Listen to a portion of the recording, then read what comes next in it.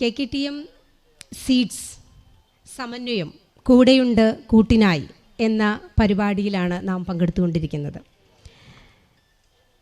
സമൂഹത്തിലെ വിവിധ തുറകളിൽ പെടുന്ന, അതായത് അക്കാഡമിക് ആയാലും എക്സ്ട്രാ കരിക്കുലർ ആക്ടിവിറ്റീസ് ആയാലും അതേപോലെ തന്നെ പാർശ്വവൽക്കരിക്കപ്പെട്ടവരെ ഒരുമിച്ച് ചേർത്ത് ഏവർക്കും സഹായവും പ്രോത്സാഹനവും എത്തിക്കുന്ന വളരെ അഭിമാനം തോന്നുന്ന ഒരു വേളയിലാണ് നാം ഇപ്പോൾ.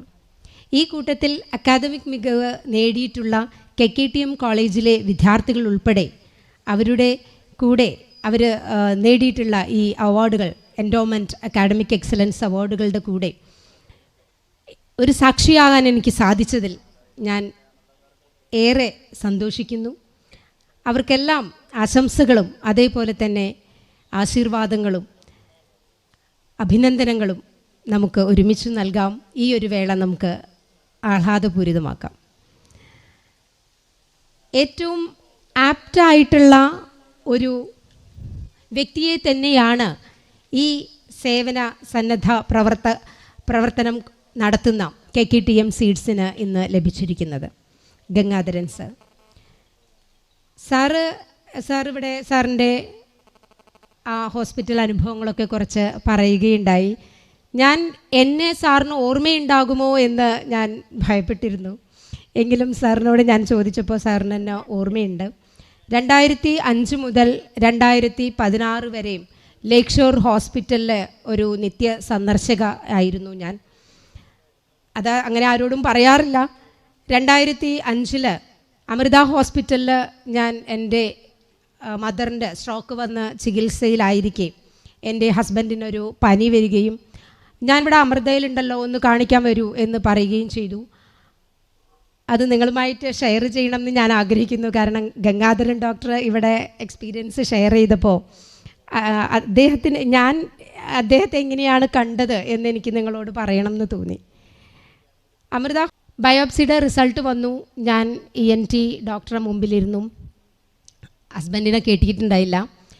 ഒരു ജൂനിയർ ഡോക്ടറാണ് എന്നോട് സംസാരിച്ചത്. സ്റ്റേജ് 3 നേസൽ ഫാരിഞ്ചൽ കാർസിനോമയാണ് എന്ന് അദ്ദേഹം പരസ്യമായി എന്നോട് മറയില്ലാതെ എന്നോട് സംസാരിച്ചു.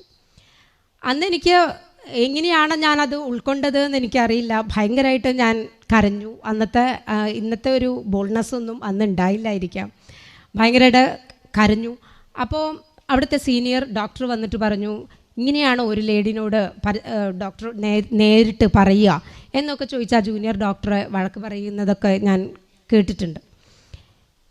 അപ്പോൾ അമൃതയിലെ ചികിത്സ പിന്നെ നമ്മൾ ആലോചിക്കുമല്ലോ, ആരെടുത്താൽ പോവുക, അടുത്തത് എന്താണ്, അടുത്ത സ്റ്റെപ്പ് ആലോചിച്ചപ്പോൾ എല്ലാവരും സജസ്റ്റ് ചെയ്തൊരു പേര് ഗംഗാധരൻ ഡോക്ടറുടെ അടുത്ത് പോവുക എന്നുള്ളതായിരുന്നു. അങ്ങനെ അവിടുന്ന് അതിൻ്റെ ലാബ് റിപ്പോർട്ടുകളും അതേമാതിരി തന്നെ സ്ലൈഡും കാര്യങ്ങളും എല്ലാം മേടിച്ച് ലേക്ക് ഷോറിലേക്ക് എത്തി. സാറിനെ കണ്ടു. സാറിൻ്റെ മുമ്പിലിരുന്നു. എനിക്ക് ഒരു യേശു ക്രിസ്തുവിനൊക്കെ പോലെയാണ് തോന്നിയത്. സാറിൻ്റെ രൂപവും ഒരു ദൈവതുല്യനായിട്ടാണ് ഞാൻ സാറിൻ്റെ മുമ്പിലിരിക്കുന്നത്. എൻ്റെ മാനസികാവസ്ഥ നിങ്ങൾക്ക് കുറച്ച് പേർക്കെങ്കിലും മനസ്സിലാവും തോന്നുന്നു. സാറിനെ കണ്ടപ്പോൾ എല്ലാ കാര്യങ്ങളും പറഞ്ഞു. കുഴപ്പമില്ല, സ്റ്റേജ് 3 എന്നൊക്കെ പറയുമ്പോഴും നമുക്കൊരു പേടിയുണ്ടായിരുന്നു. എങ്കിലും സാറ് വളരെ സമാശ്വസിപ്പിച്ചു. അത് കുഴപ്പമില്ല, നമുക്ക് മുന്നോട്ട് പോകാം, കുഴപ്പമില്ല എന്ന് പറഞ്ഞ് നമ്മൾ കീമോ സ്റ്റാർട്ട് ചെയ്തു. കീമോ കഴിഞ്ഞു. 2-3 കീമോ ഒക്കെ കഴിഞ്ഞിട്ട് പിന്നെ റേഡിയേഷൻ അവിടെ ഉണ്ടായിരുന്നില്ല. വീണ്ടും നമ്മൾ റേഡിയേഷനായി കരിത്താസ് ഹോസ്പിറ്റലിലേക്ക് പോയി. അവിടെ ആണെങ്കിലും എൻ്റെ കുഞ്ഞ് എൻ്റെ കൂടെ, ഒത്തിരി പേരോടൊന്നും നമ്മളിത് ഷെയർ ചെയ്തിരുന്നില്ല. കുഞ്ഞു കൂടെ ഉണ്ടാകും. ആ കുഞ്ഞ് എൻ്റെ ഒക്കത്തിരുന്ന് പപ്പയുടെ അസുഖമുള്ള എല്ലാ കോശങ്ങളും നശിക്കണേ എന്ന് റേഡിയേഷൻ്റെ മുമ്പിൽ നിന്ന് പ്രാർത്ഥിക്കുമായിരുന്നു. റേഡിയേഷൻ ആ ബ്ലോക്കിൻ്റെ മുമ്പിൽ. അത് അവളറിയാതെ ഓട്ടോമാറ്റിക്കായിട്ട് ഇങ്ങനെ പറഞ്ഞ് ഉറക്കിയാവും പറഞ്ഞ് മറ്റുള്ളവരൊക്കെ ഇത് കേട്ടിരിക്കുന്ന ഒരു സന്ദർഭത്തിൽ അവർക്കൊക്കെ സങ്കടം വരുമായിരുന്നു. വീണ്ടും ലേക്ക് ഷോറിലേക്ക് എത്തി. 10 വർഷത്തോളം ഫോളോ അപ്പ് റിവ്യൂ ഉണ്ടായിരുന്നു. സാറിൻ്റെ അടുത്ത് ചെല്ലുമായിരുന്നു. Abdul Nasser nasal pharyngeal carcinoma എന്ന് പറയുമ്പോൾ തന്നെ സാറിന് എല്ലാം ഓർമ്മയുണ്ടായിരുന്നു അന്ന്. ഇപ്പോഴും ഓർമ്മയുണ്ടെന്ന് തന്നെയാണ് സാർ എന്നോടിപ്പോൾ പറഞ്ഞത്.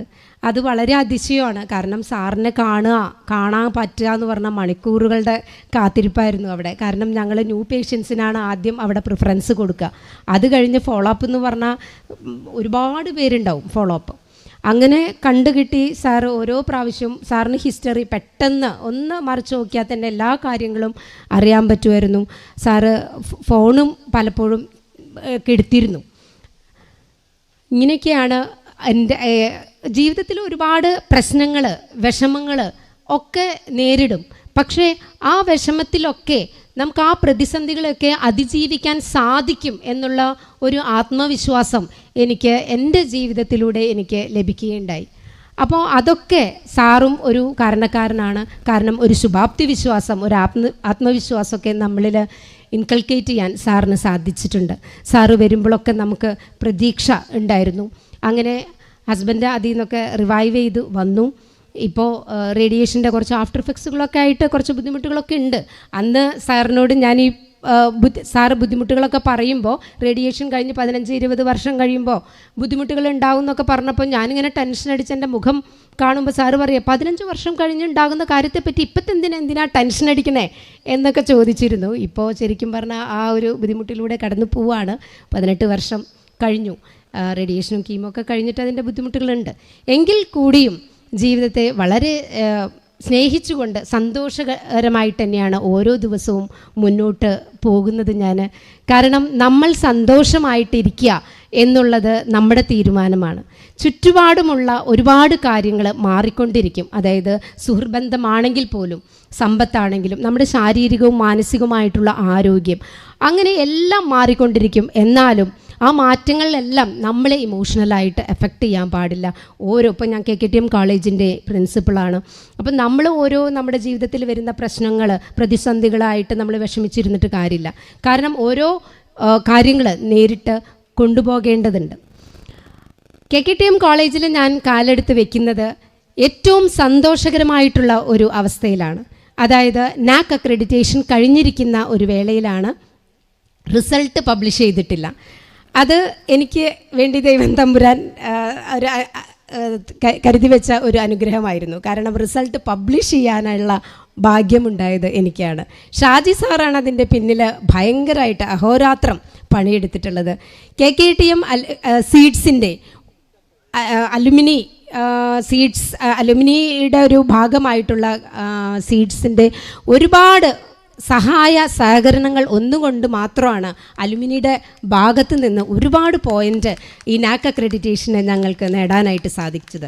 3.10 പോയിൻ്റോടുകൂടി തൃശ്ശൂർ ജില്ലയിലെ തന്നെ ഏക ഗവൺമെൻറ് കോളേജാണ് NAAC അക്രഡിറ്റേഷനിൽ A ഗ്രേഡ് കിട്ടുന്ന KKTM ഗവൺമെൻറ് കോളേജ്.